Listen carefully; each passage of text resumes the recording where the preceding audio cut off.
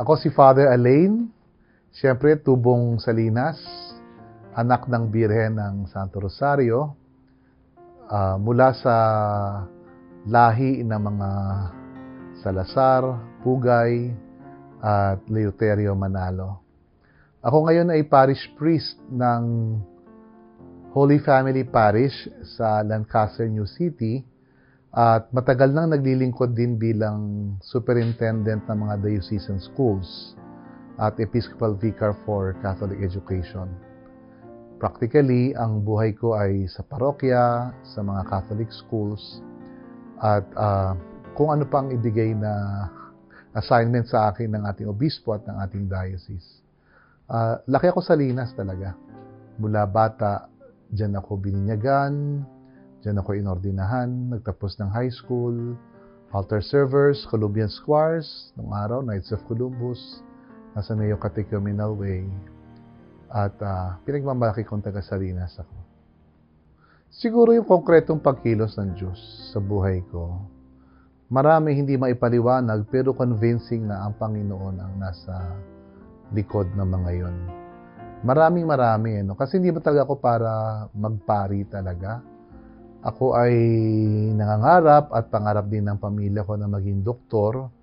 Kaya nakatapos ako ng Medical Technology sa University of Santo Tomas noong 1991. Pero ewan ko ba, hindi ko maintindihan kung bakit naging very interesting para sa akin ang pagpapare at pumasok ko ng seminaryo na subukan lang. Kasi parang hindi mawala yung damdamin. At iniisip ko, okay, para sa pagpapare, di para dito. Bakit patatagalin ko pa? Pero kung hindi ako para dito, di lalabas agad ako. Hindi ako pumasok ng seminaryo na napakalinaw na ito ang buhay na para sa akin. Pero kumilos ang Diyos sa mga iba't ibang mga pangyayari sa pamilya ko, no? Kasi akong unang nakagraduate, inaasahan nila ako. At ang isang sabi ng spiritual director ko, kapag dumating ang punto mga ilangan ng pamilya mo, ibig sabihin, hindi ka tinatawag sa pagpapari. Hindi naman pwedeng nagpapari ka at ang pamilya mo ay nahihirapan samantalang pwede ka naman makatulong sa kanila. Hindi naman naging madali sa pamilya ko, pero hindi dumating yung punto talaga mapapaisip ako na ako ba ay para dito. Ang isang unang karanasan na wala ng trabaho ang tatay ko nasa Saudi. Unang taon ko pa lang yun sa seminaryo. Tapos akala ko lalabas na ako kasi wala siyang trabaho. Tapos bisperas ng Pasko, nagdasal ako, Lord, Christmas gift, sana naman may trabaho ang tatay ko. Pero nung araw na yun, tumawag siya at nagpapasundo sa airport ng Christmas Day. Sabi ko, dami-dami namang araw na uuwi ang tatay ko, bakit Christmas Day pa? So, si Father Endong, ang parish priest natin noon, excited siya na naupo ako sa tabi niya kasi meron siyang seminarista na nakita niya talaga ako kung paano lumaki sa Salinas. Kasi ko, Father, hindi na. Kasi bakit pa ako magpapakilala sa tao o bakit pa ipapakilala sa tao samantalang ina-expect ko ay, ang tanong ko na lang, tatapusin ko ba hanggang March or hindi na ako babalik sa January? Dahil walang trabaho ang tatay ko. Ibig sabihin, very clear sign, hindi ako para sa pagpapare. Pero umuwi ang tatay ko, sa pamagitan ng lola ko na talagang sumusuporta sa akin, pagbaba ng tatay ko sa sasakyan, no? Sinundo namin siya sa airport. Nalaman niya na ang tatay ko nawala talaga ng trabaho. At habang inaasikaso niya ang papeles niya sa mga opisina sa Saudi, nakita niya yung dati niyang boss. At hinire siya uli. At sabi niya, kayo mga Pilipino, mahalaga sa inyo ang Pasko, umuwi ka muna bago ka bumalik uli. So, imagine, no, bago pa ako magdasal ng December 24 para sabihin trabaho sa tatay ko kasi para na-inlove ako sa seminaryo. Kumilos na ang Diyos. At yan ang una at isang napakatingkad na karanasan, no? Mukhang may calling talaga. At nasundan pa yan ng marami pang iba. Kumbaga para ang Diyos, nung tinawag ako, inabot lang ang kamay, pero maya-maya, braso ko na, buong katawan ang kanya hinihingi. At hindi naman naging napakahirap kasi umaalalay naman siya sa pamagitan ng mga karanasan na magpapatotoo. Andito naman talaga ako para siguruhin ako at tumatawag sa iyo. Well, hindi malinaw kung kailan talaga. Kasi taga Salinas ako eh. So, ibig sabihin, ito lang naman ang birhen na kakilala ko. Tapos, pag sumisimba, hindi sa kanya kami nagdadasal. Tapos, nakikita namin yung matatanda no ang birhen ay nasa baba pa na hinuhubad yung tsinelas bago umakyat ng sanctuary. Tapos, nakapila kami. Pupunta kami sa likuran. Yung belo niya ay doon tatalukbong sa amin. Doon kami bubulong para magdasal. Tapos, alam mo, paano malalaman kapag tapos na ang dasal, marinig namin yung kalansing ng barya na inihulog doon sa donation box na nasa likod ng birhen. Siguro ganun lang, gaya-gaya lang. Kung ano ginagawa ng iba, ginagawa din namin. Lalo pa na ang aming eskwelahan, yung Rosario Elementary School, ay nasa tabi ng simbahan. So from time to time, napunta kami sa simbahan, bukas naman lagi ang simbahan. At yun ang aming ginagawa. Tatanda ko, takot ako sa Nazareno. Hindi ako lumalapit dyan. Takot ako kay San Francisco na nakatakip ang ulo. No? Parang may mga santong kinatatakutan ko. Pero sa Biren, lapit kami ng lapit. Tapos sa Columbian Squares, required kami sumimba tuwing Sabado. Tapos kapag October, nag-rosary kami. Kapag may prosesyon, nandoon kami. Nagsimula siguro na out of compliance dahil required activity, tapos barkadahan dahil masaya kaming sama-sama, hanggang sa yun na, I just found myself na sumasama sa nobena, tapos may mga answered prayers na rin. Parang gano'n, no formal introduction, parang naturally, unti-unti, it's just that Mama Mary, especially Our Lady, no, sa Our Lady of the Holy Rosary, naging malapit ako sa kanya. Wala naman kasing iba. Wala naman kasing iba. Although, meron tayong iba-iba mga images ng Mary sa simbahan, pero siya lang talaga ang nakilala ko at nilalapitan. Kasi sa kanya din naman lumalapit ang lahat. Oo. Kasi like, matatouch ako. Parang, like nung nag-celebrate ako ng silver anniversary, that's my third point sa homily. Kasi when I entered the seminary, wala talagang sumusuporta sa akin. Well, for one, my parents then and my family were not Catholics, although Catholic na sila ngayon. Tapos, even the parishioners, parang they were all surprised. Bakit ka magpapare? Sayang ka. Parang, kasi medtech graduate ako. I graduated with honors.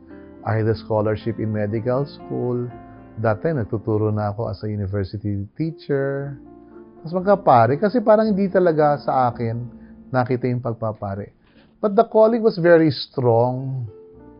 Ang nakasuporta lang talaga dyan, dahil lagi naman siya kung ano gusto ko, ibibigay niya yung lola ko and some other old people.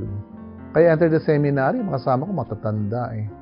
So, I remembered na parang fiesta yata yun, doon sa procession ng fiesta, tapos ibinalik yung birhen sa altar niya, yun nasa baba pa.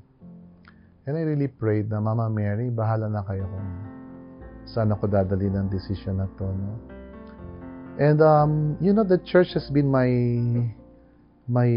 comfort, have provided me comfort sa mga struggles.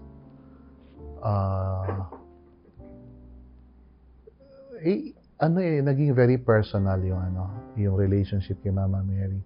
Kasi hindi naman madali maging pare. Hindi madali maging pare. I remember second year ko sa seminary, yung first year ko kasi yung isa ko, tatlo kami magkakaibigan, yung isa kong kaibigan ay umalis, tapos the following year umalis din yung isa. So I was left alone. Kasi seminary, siyempre, support system, may mga kaibigan mo. Tapos I was telling Mama Mary, bakit kailang maiwan ako mag-isa? In fact, I don't know kung nakita ni Cap Ponsing yun. No? It was like a Saturday afternoon. No? Everybody has left already the church. At naiwan ako doon sa simbahan. Siguro dahil seminarista ako, hindi ako masaway ni Cap Ponsing para lumabas. But umiyak akong mabuti doon, no? Kasi hindi ko ma-imagine na parang tinawag mo ako magpare, tapos bakit parang ang hirap-hirap, parang gano'n. Tapos naikwento ko sa isang interview about yung sa kay Mama Mary's, Mama's Boy, na-interview ako sa It's Connected with TV Maria, yung mga may devotion kay Mary. Ang isa talagang mystery sa akin, kapag ako ay in crisis, there's always a time na makikita ko yung image ni Mama Mary.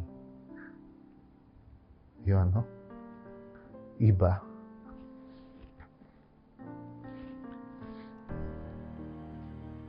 She's like a mother na reassuring me na you'll be okay. Yung hindi ko pinanong, hindi ako sisimba sa Salinas. Pero hindi ko alam, basta may pupuntahan akong lugar na hindi mo ma-expect, tapos andun yung image niya. Yun, yung mga gano'n na hindi niya ako pinabayaan talaga. So the relationship became very personal. Hindi naman yan pilano. Hindi naman ako yung gusto maging deboto talaga. It's okay. Parang gano'n. So, hindi man ako panatiko, no? Hindi man na yung kailangan lahat ng karakol ay naandun ako. Nami-miss ko din yung mga okasyon ng karakol, ng fiesta. Hindi ko, alam ko naman, si Mama Mary naman kasi para sa akin, hindi naman siya nakukuha lang doon sa kumpletuhin mo yung novena, parang gano'n, no?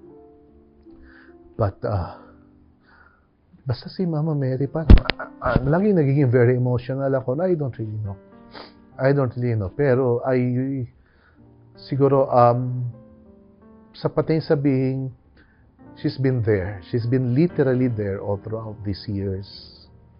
Doon ako nahihiwagaan, no? And before, no, parang, hindi naman very popular pa yung kanyang image, no? Bakit kapag in crisis ako I would see her picture? Siguro ilang ulit yon. Kaya after that, kapag ako may problema, tapos makikita ko yung image niya, I felt so assured na magiging okay ang lahat. At nagiging okay ang lahat. Thank you.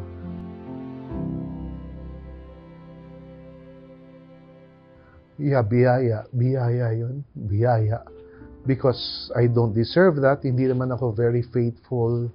Sabi ko nga, hindi man ako yung panatiko or very faithful na lahat ng lakad ng birhen, nandyan ako.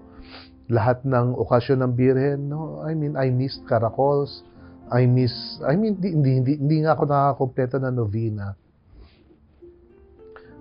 I don't even know. Pero palagay ko, every time I celebrate my anniversary, ay nandyan ako sa Salinas. Pero sa kabila ng napakadami kong pagkukulang, no, Mama Mary, yung birhen natin talagang hindi niya ako pinamabayaan. Up to this point in time. Though, I had also several experiences sa ibang mga santo at patron ng ibang mga parokya that I was drawn also by these mysterious experiences. Hindi naman ako sociologist or cultural anthropologist or historian. Pero ang una-una sa karakol, yung dasal. I joined the karakol and I joined the karakol alone. Wala akong pakialam kung may kasama ko o hindi. In fact, it does not matter kung may kasama ako. I joined the karakol because I want to pray. And my prayer was more of unity with the Blessed Mother. In fact, gustong-gusto kong pwesto sa karakol yung likod so that ang aking mata ay nakatuon sa mahal na birhen. All throughout, sa kanya lang ako nakatingin. So it's a heart desiring to be one with the Mother. It's a heart that remembers joys and pains. Parang nakayup-yup ka sa nanay mo. Then the body follows. Para sa akin, karakol is first a prayer. then the movement is an expression of your prayer. So it's not a movement, it's not a choreography, but it's the heart praying, and andun lang ako, no? Swaying, sometimes very gentle, sometimes very animated, minsan paa lang, minsan may kamay. Pero ang focus ko ay ang Birhen. Kumbaga, kung meron man akong binibigyang pansin sa katabi, yung hindi ko mabundol, hindi ko masagi. Kasi siyempre, malaki ako, no? Mamaya, pag sway kong pa ganun, may makabunggo ako. But more than that, para sa akin, it's really prayer translated into a movement. Masaya kasi kasama din naman ako sa naghanda. Pero sa totoo lang, I'm excited sa seremonyas. Pero kasi para sa akin, mayroong corona ang Birhen o wala.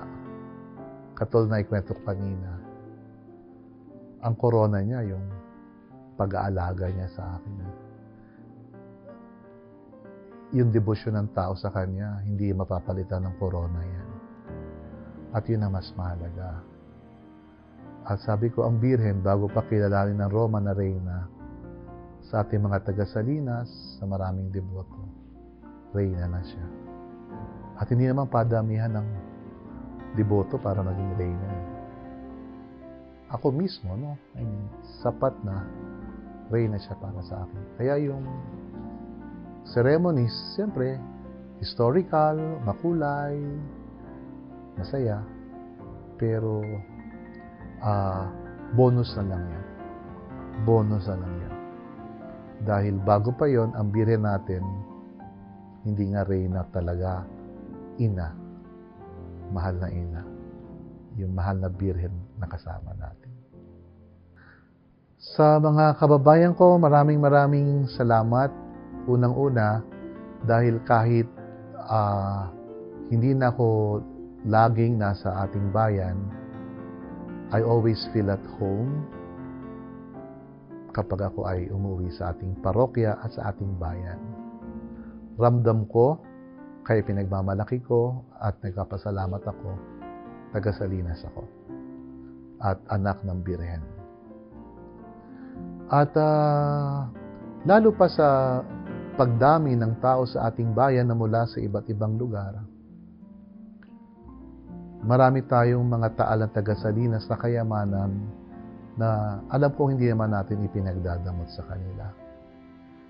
Naging bukas tayo sa pag-welcome sa kanila sa ating mga tahanan, sa ating lupain, sa ating dagat, sa ating mga factory, sa ating parokya.